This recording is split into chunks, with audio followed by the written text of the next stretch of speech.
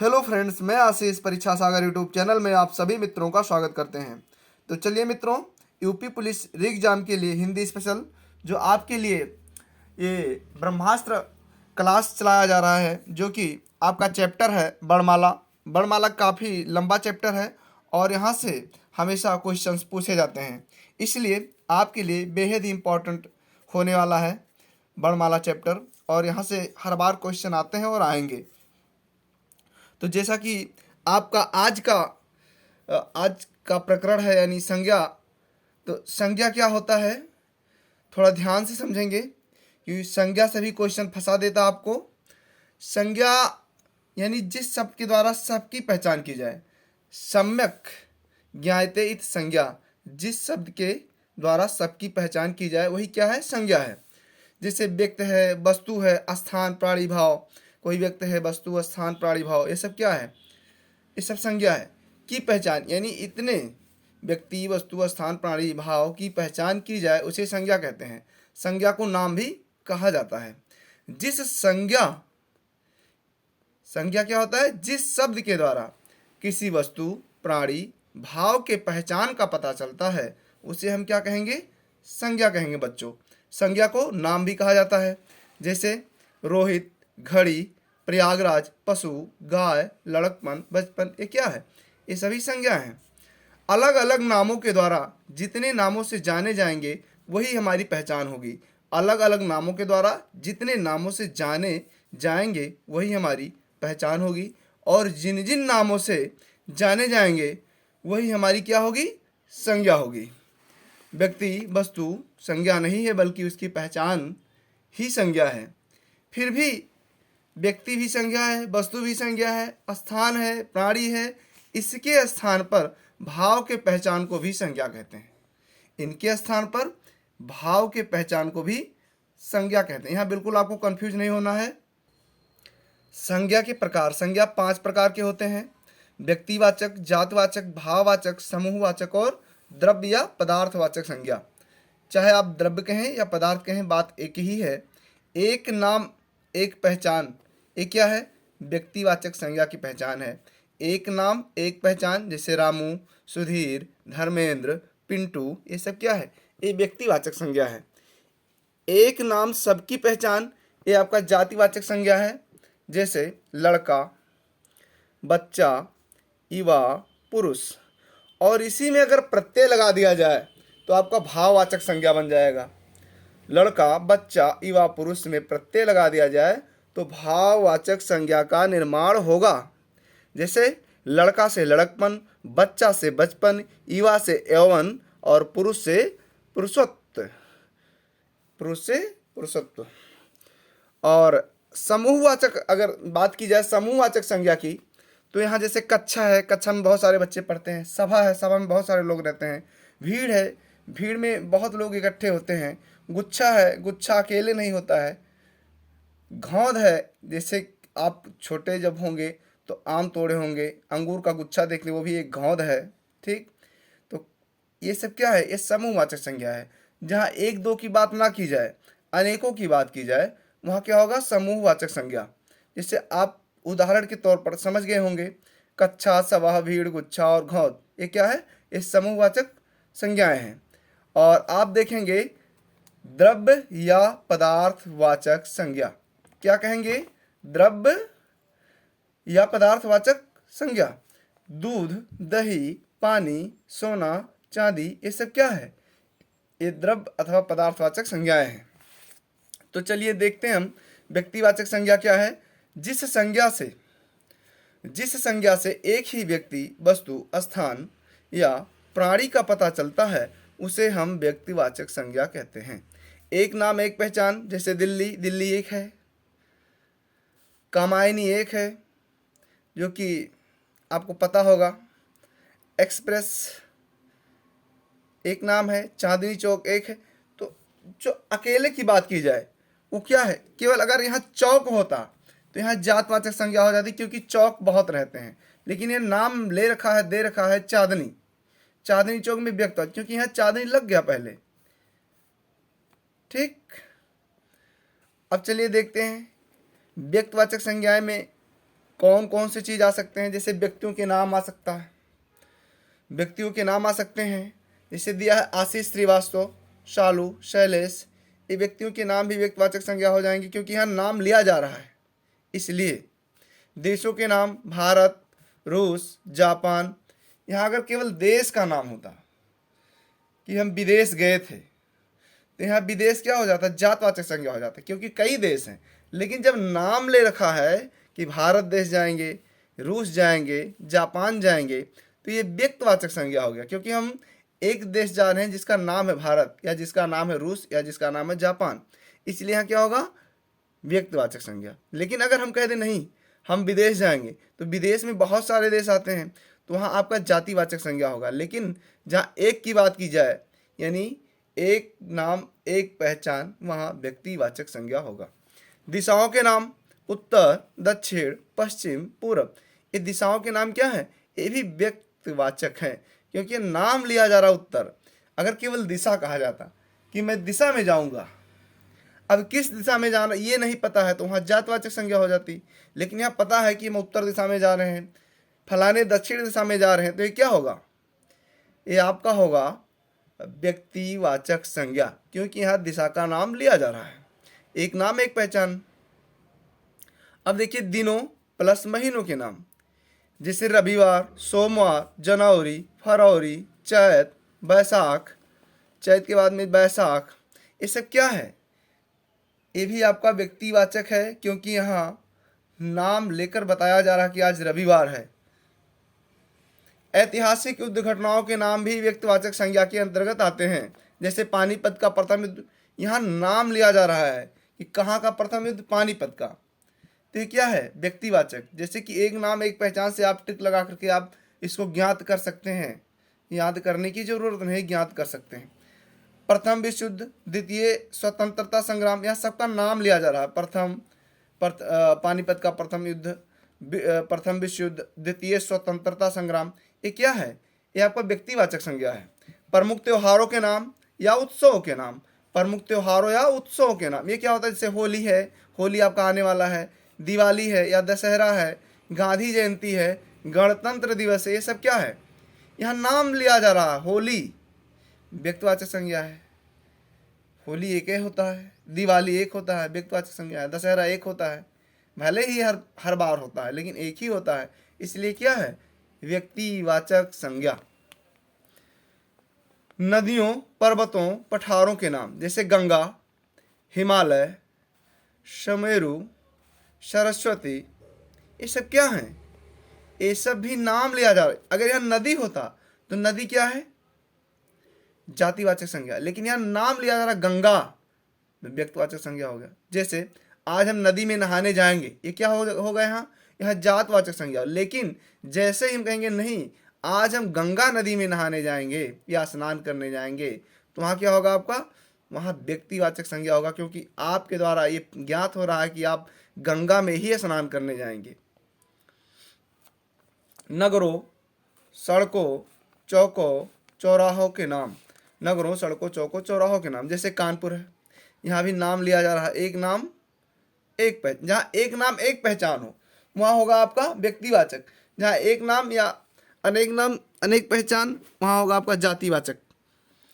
जैसे यहाँ दिया है कानपुर, प्रयागराज, कलकत्ता, जीटी रोड, सुभाष मार्ग, सुभाष चौराहा, चांदनी चौक, ये आपका क्या होगा, ये भी व्यक्तिवाचक संज्ञा होगा क्योंकि यहाँ सबका नाम जो है देखिए क्लियर है, इसलिए यहाँ क्या होगा, एक नाम क्लियर है ना, तो व्यक्तिवाचक होगा। जातवाचक संज्ञा, जिस संज्ञा से समस्त जाति का पता चलता है वो जातवाचक संज्ञा कहा जाता है, उसे हम जातवाचक संज्ञा कहते हैं। जैसे बच्चों आपका वीडियो ज़्यादा लंबे ना हो और आप कम समय में अधिक क्वेश्चन का निर्माण कर सकें, इस प्रकार आपका ये थ्योरिकल पढ़ाया जा रहा है। आप घबराए नहीं, आपके क्वेश्चंस ज़रूर इस क्लास से फंसेंगे, यानी जितने भी क्लास आपको पढ़ाए जा रहे हैं यहाँ से आपके क्वेश्चंस ज़रूर मिलेंगे, सेम मिलेंगे आपको पेपर में, घबराने की ज़रूरत नहीं है, केवल आप पढ़ते रहिए।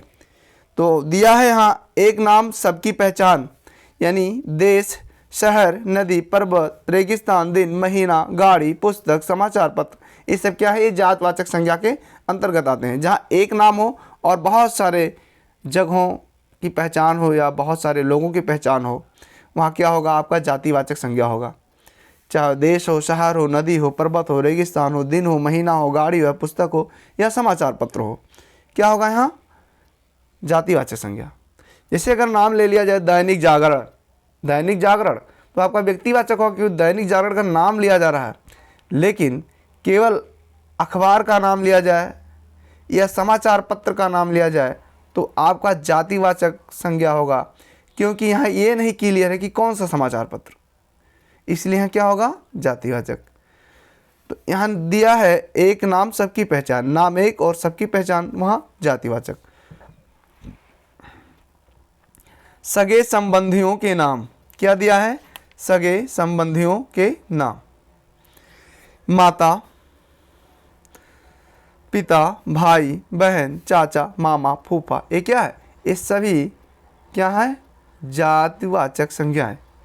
पशु पक्षियों के नाम जैसे गाय, बैल, तोता, बकरी, शेर, ये क्या है, ये जातवाचक संज्ञा है। लेकिन अगर यहाँ दे दिया जाए कामधेनु गाय, तब तो व्यक्तिवाचक हो, क्योंकि नाम है, यहाँ नाम एक है और पहचान बहुत, गाय तो गाय में बहुत सारे गाय आ जाती हैं, इसलिए जातवाचक। बैल है तो बहुत सारे बैल आ जाते हैं, यहाँ नंदी बैल होता तब व्यक्तिवाचक, यहाँ कामधेनु गाय होती तो व्यक्तिवाचक। ये चीज़ है, आपको पहचानने में कोई दिक्कत नहीं हुआ होगा।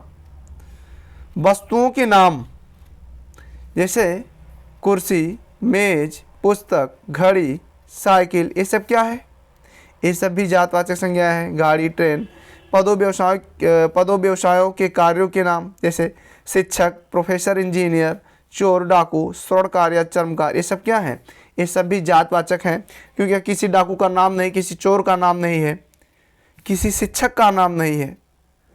जैसे दे दिया जाए बबलू शिक्षक, तो क्या होता है यहाँ व्यक्तिवाचक, क्योंकि क्लियर हुआ कि बबलू, लेकिन यहाँ केवल शिक्षक है, इसलिए आप एक नाम है और पहचान बहुत सारे शिक्षक की यहाँ है। एक नाम से बहुत सारे शिक्षक की पहचान है। एक नाम यहाँ दिया शिक्षक और इससे बहुत सारे शिक्षक जुड़े हैं, इसलिए क्या होगा, जातिवाचक होगा। प्राकृतिक आपदाओं के नाम जैसे भूकंप है, ज्वालामुखी, ये सब क्या है, ये सब भी क्या है, आपका जातिवाचक संज्ञा। भाववाचक संज्ञा देखिए क्या होता है, भाववाचक को केवल महसूस किया जाता है। जिस संज्ञा से किसी व्यक्ति, वस्तु या प्राणी के भाव का पता चलता है उसे भाववाचक संज्ञा कहते हैं। जैसे लड़कपन, बचपन, यौवन, दासत्व, हरापन, ये सब क्या है, ये सब आपके भाववाचक संज्ञाएं हैं। जिस संज्ञा को ना तो देख सकते हैं ना तो छू सकते हैं, बल्कि उसे केवल महसूस कर सकते हैं, उसे क्या कर सकते हैं, केवल महसूस कर सकते हैं, महसूस किया जाता है, उसे क्या कहा जाता है, भाववाचक संज्ञा। भाववाचक संज्ञा का निर्माण 5 प्रकार के प्रत्यय लगाकर किया जाता है, ये तो आपके लिए बहुत ही महत्वपूर्ण है। उसके बाद में किसी भी शब्द में ता, तो, पा, पन, आव, आस, आन, आवा, आपा, आई, आऊ प्रत्यय लगे होते हैं। भाववाचक संज्ञा में आहट या आवट प्रत्यय भी भाववाचक संज्ञा में लगा करके बनाया जा सकता है। यानी जातवाचक संज्ञा क्या होता है, देखिए जातवाचक से भाववाचक कैसे बनाते हैं। जैसे दिया लड़का और इसमें जैसे ही पन प्रत्यय जोड़ेंगे लड़कपन हो जाएगा और ये भाववाचक संज्ञा होगा। लड़की, लड़कपन, भाववाचक संज्ञा होगा। यहाँ देखिए पन क्या है, ये पन आपका क्या है, प्रत्यय है, यानी प्रत्यय लगा करके भी हम जातवाचक को भाववाचक में बदल सकते हैं।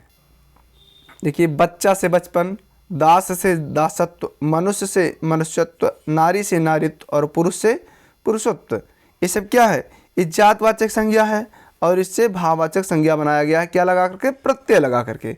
सर्वनाम से भाववाचक संज्ञा कैसे बनाया जाता है, देखिए अपना से अपनत्व या अपनापन, मम से ममता या ममत्व, निज से निजता या निजित्व, ये हम सर्वनाम से जो है क्या बनाते हैं, भाववाचक संज्ञाएं बनाते हैं। विशेषण से भाववाचक संज्ञा जैसे बड़ा से बड़ाई या बड़प्पन, आवश्यक से आवश्यकता, गरीब से गरीबी, धार्मिक से धार्मिकता, छोटा से छोटापन, मोटा से मोटापा, ये क्या है, ये विशेषण है और ये भाववाचक संज्ञा है। काला विशेषण है, कालापन क्या है, पन लगा करके, पन प्रत्यय लगा करके भाववाचक संज्ञा बनाया जा सकता है। सुंदर में ता प्रत्यय लगा करके सुंदरता बनाया जा सकता है।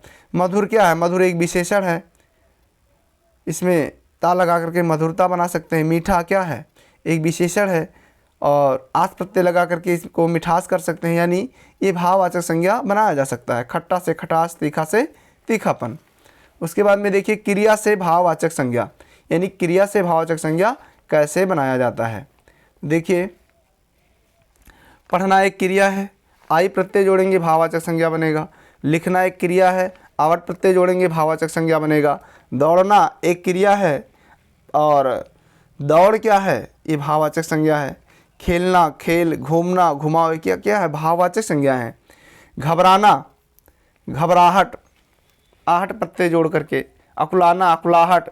जांचना, जांच। मारना, मार। चलना, चाल, ये सब क्या है, ये सब भाववाचक संज्ञा हैं, क्रिया से बनाए गए। अव्यय से भाववाचक संज्ञा का निर्माण। अव्यय भाव यानी भाववाचक संज्ञा, ये अव्यय है भाववाचक संज्ञा आपका, जैसे निकट अव्यय है। नैकटे या निकटता क्या है, भाववाचक संज्ञा है। दूर अव्यय है, दूरी क्या है, भाववाचक संज्ञा। शाबाश अव्यय है, शाबाशी भाववाचक संज्ञा। वाह वाह, वाह वाही। परस्पर, पारस्पर या पारस्परिक, ये भी आपके लिए BBI यानी वेरी इंपॉर्टेंट है, वेरी वेरी इंपॉर्टेंट है आपके लिए। भाववाचक संज्ञा का निर्माण हम 5 प्रकार के प्रत्यय लगाकर कर सकते हैं। समूहवाचक संज्ञा क्या होता है, जिस संज्ञा से किसी व्यक्ति, वस्तु, जिस संज्ञा से किसी समूहवाचक, जिस संज्ञा से किसी व्यक्ति या वस्तु के समूह का पता चलता है। जिस संज्ञा से किसी व्यक्ति या वस्तु के समूह का पता चले उसे समूहवाचक संज्ञा कहते हैं। जैसे कक्षा, समूह, झुंड, दल, गुच्छा, भीड़, काफिला, घौद, बंडल, सेना। इससे क्या पता चलता, समूह का। कक्षा में अनेक बच्चे रहते हैं तो ये क्या हुआ, समूह दर्शाता है। ठीक, समूह से ही पता है। झुंड में एक लोग तो रहते नहीं, एक लोग का कोई झुंड नहीं होता, कई लोग रहेंगे तभी झुंड होगा। तो जब कई लोग हों, अनेक लोग हों, अनेक की बात की जाए, वहाँ क्या होगा, आपका समूहवाचक संज्ञा होगा। जैसे दल है, गुच्छा है, भीड़ है, काफिला है, घौद है, मंडल है, सेना है, ये सब समूहवाचक संज्ञा के उदाहरण हैं। द्रव्य अथवा पदार्थवाचक संज्ञा। द्रव्य अथवा पदार्थवाचक संज्ञा, जिस संज्ञा से किसी उपभोग व निर्माण करने वाली वस्तुओं का बोध होता है उसे द्रव्य अथवा पदार्थवाचक संज्ञा कहते हैं। जैसे दूध, दही, पानी, तेल, लोहा, तांबा, सोना, चांदी इत्यादि। व्यक्तवाचक संज्ञा अर्थहीन होती है, जबकि जातवाचक संज्ञा अर्थमान होते हैं। ये आपके परीक्षा के लिए बहुत ही महत्वपूर्ण है। भाववाचक संज्ञाएं भी अर्थमान होती हैं। बस बच्चों आज इतना ही, और ये आपके पेपर के लिए बहुत ही इम्पोर्टेंट होगा, आपके पेपर के लिए बहुत ही महत्वपूर्ण है और इसमें समय नहीं बिताया गया है। अगर आप कहीं भी YouTube पर पढ़ेंगे तो इतने जितना पढ़ाया गया आपको, ये 4-6 वीडियो इतने में लगाएंगे और या तो 4 घंटा लगाएंगे। ये आपका मुश्किल से बहुत ज़्यादा से ज़्यादा 18 से 20 मिनट का वीडियो है और आप यहाँ से अच्छे ढंग से पढ़ सकते हैं। ना समझ में आए आप कमेंट करके पूछ सकते हैं।